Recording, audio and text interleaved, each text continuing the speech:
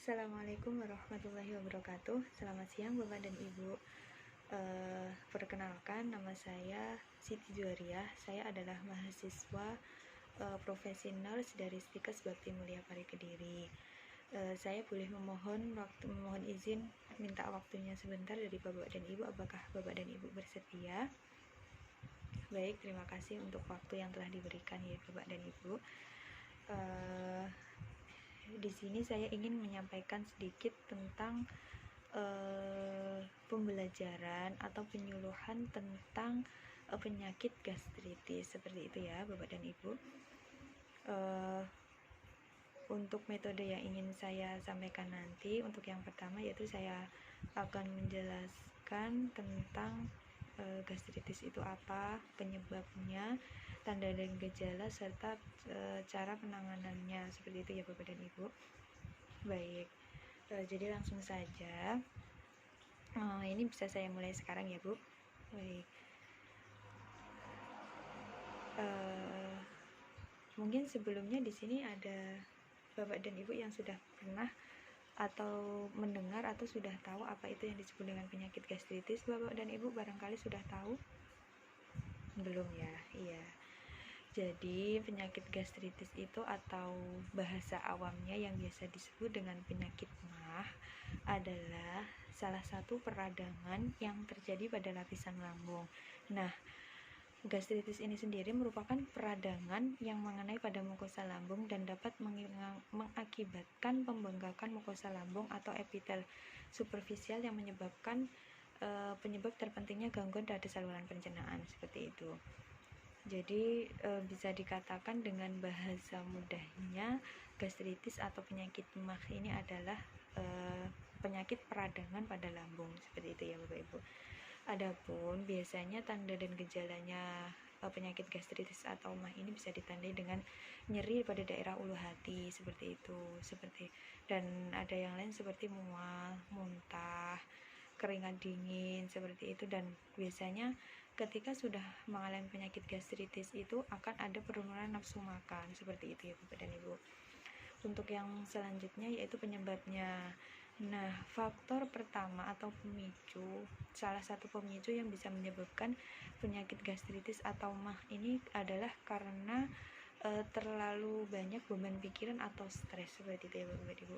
Jadi ketika kita tidak bisa mengelola stres kita dengan baik, maka hal itu akan menyebabkan datangnya penyakit gastritis itu.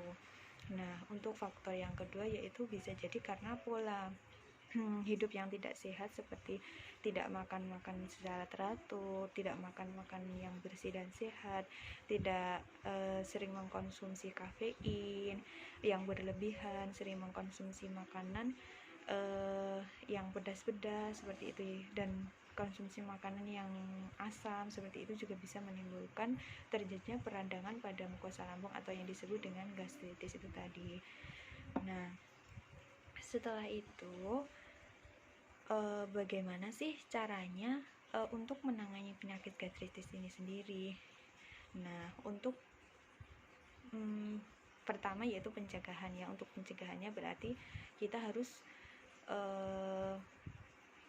merubah pola hidup kita menjadi pola hidup yang sehat, seperti memakan makanan yang bersih, yang bergizi dan sehat. Terus itu mengatur pola makannya kita agar makanannya itu agar kita makan dengan pola makan yang sehat, seperti itu ya Bapak Ibu.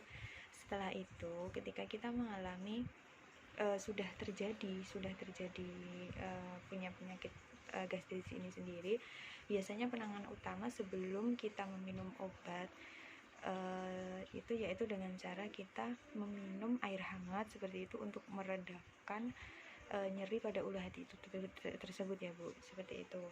Nah, ketika dari rasa nyeri itu sudah tidak bisa ditolong menggunakan seperti teknik menggunakan air minum itu tadi, bisa menggunakan obat seperti obat-obatan generik yang biasanya bisa didapatkan dari apotik atau dari warung, seperti itu bahasanya ya Bu ya. Itu ada berbagai macam seperti antasida, seperti promah dan lain sebagainya, seperti itu juga bisa membantu. Seperti itu ya Bapak Ibu.